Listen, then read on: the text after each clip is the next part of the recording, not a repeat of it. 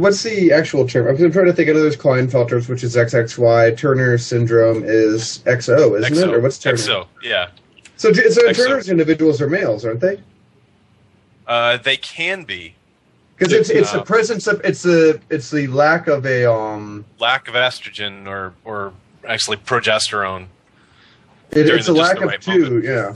Because it's I have a special request. Can you and everybody knows what a water molecule looks like. Can you gather for me some illustrations for all the different molecules involved in wine? And I just want to do a correlation, to try to match up the water molecule to the fructose and the, I had no idea where you're going with that. Yeah.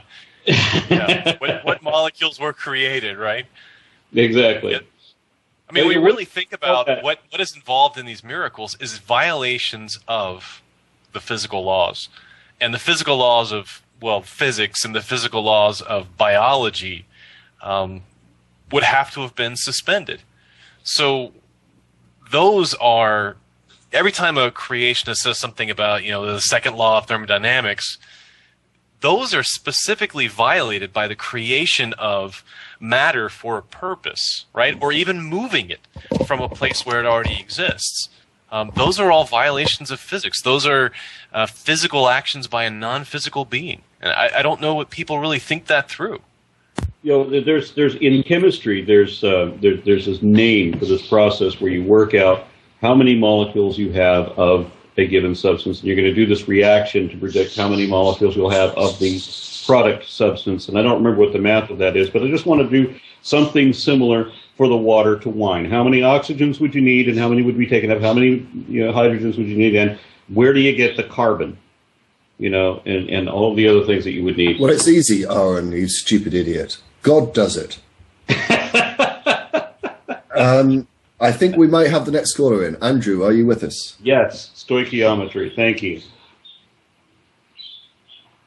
Hello, Andrew. Oh, there we go. You are with us. Hello.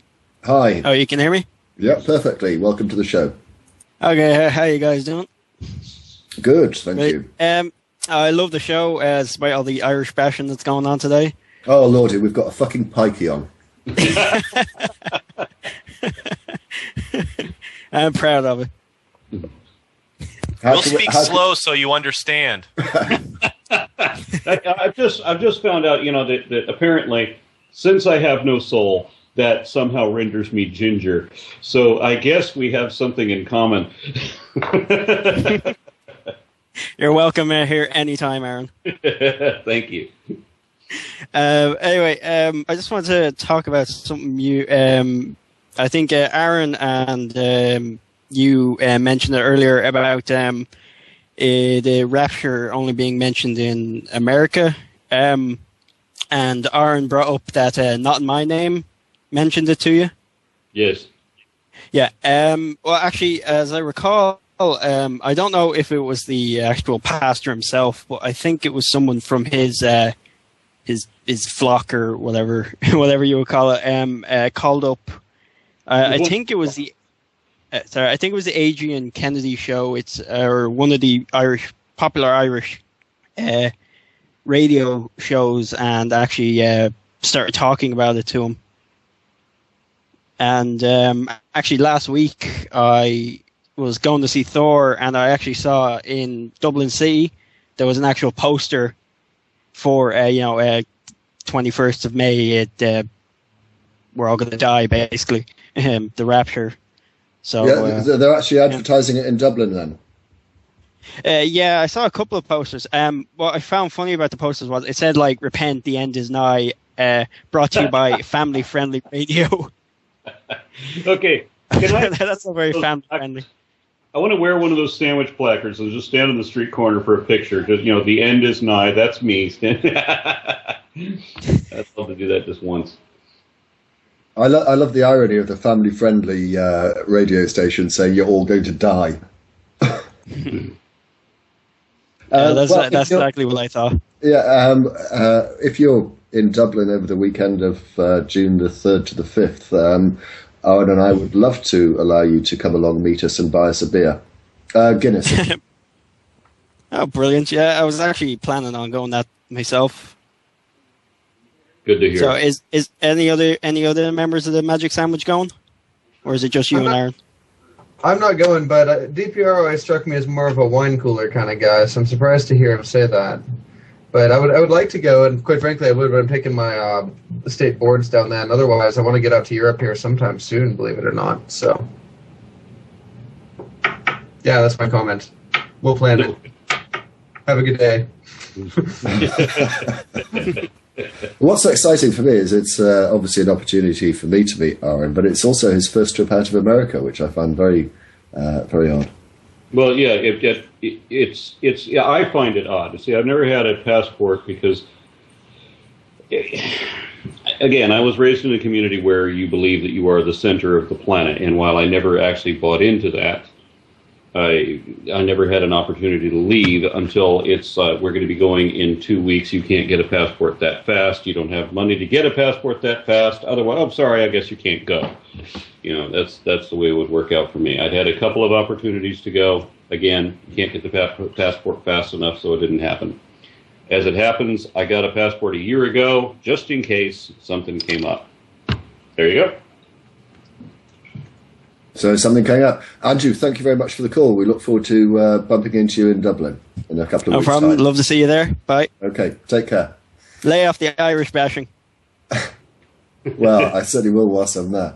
Going to move straight on. Hopefully, we're going to get Marcus into the show. You never went to Mexico, Aaron? It's a short drive. Mexico doesn't count. I mean, I did El Paso. As soon as our parents would. Marcus, could you mute your microphone for a moment, please? Thank you. Aaron, sorry, go on. I ended up in Mexico one time by accident. Just took a left turn where I should have gone right. Oh,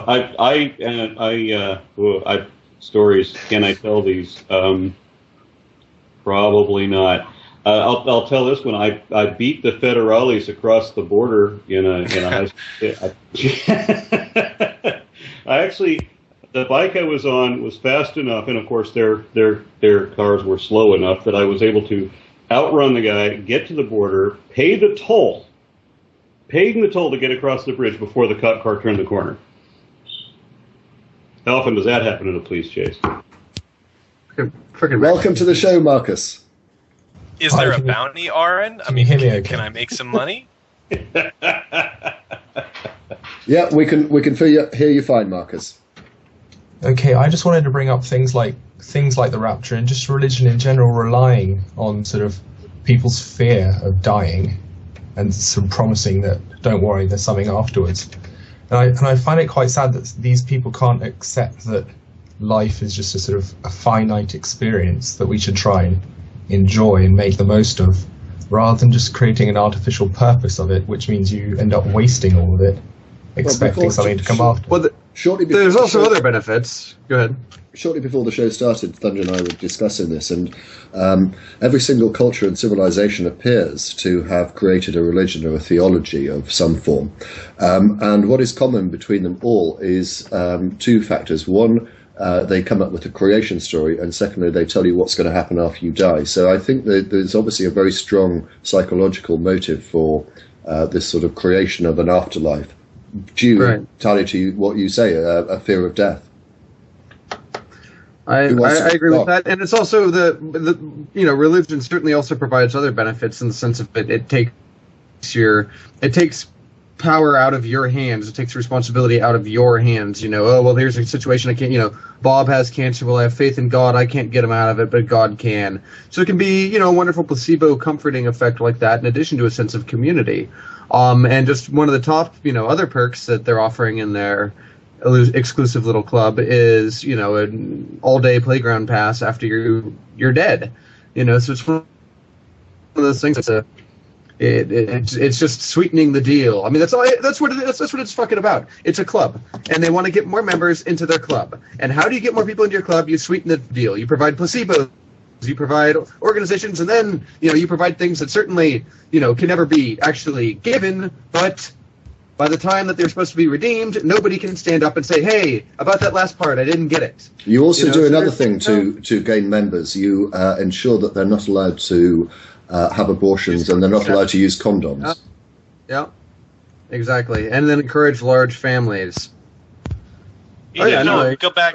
Look at some of the older religions, like the Egyptian belief in the afterlife, and the traditional Jewish, the pre-Christian Jewish. Afterlife was a very different kind of concept, and it really was Christians that I think truly, fully exploited the idea of eternal reward.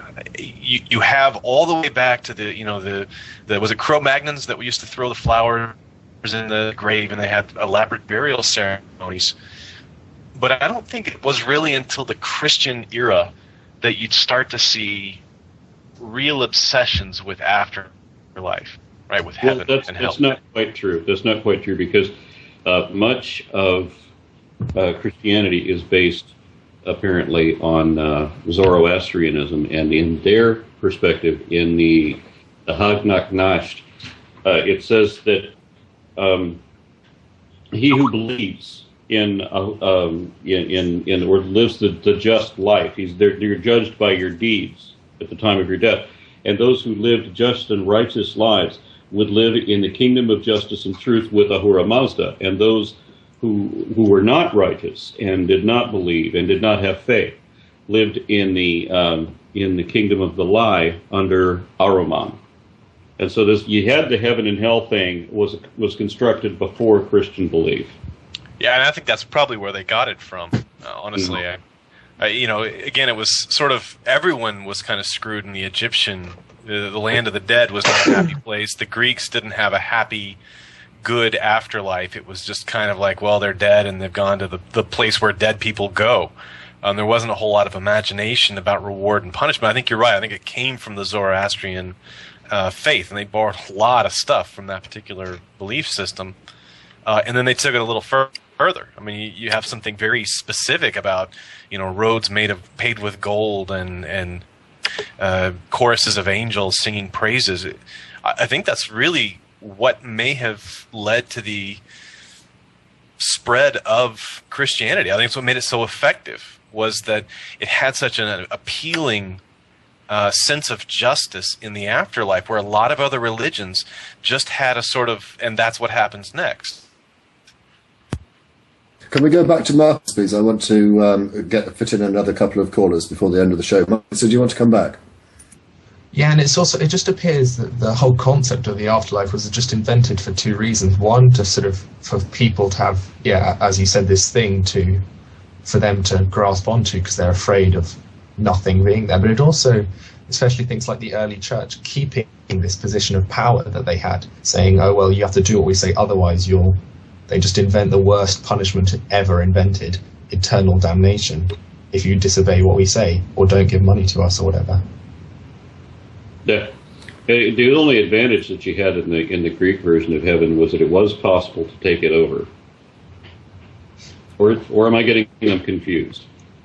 I think I'm talking about the Chaldean version, where you had Ereshkigal and she takes a consort and the consort ends up running the place. Well, if I recall correctly from the last show, I think Thunder was saying that all you need is an iron chariot. You might be able to take over heaven. Thunder's gone quiet on us. Marcus, I'm going to move on.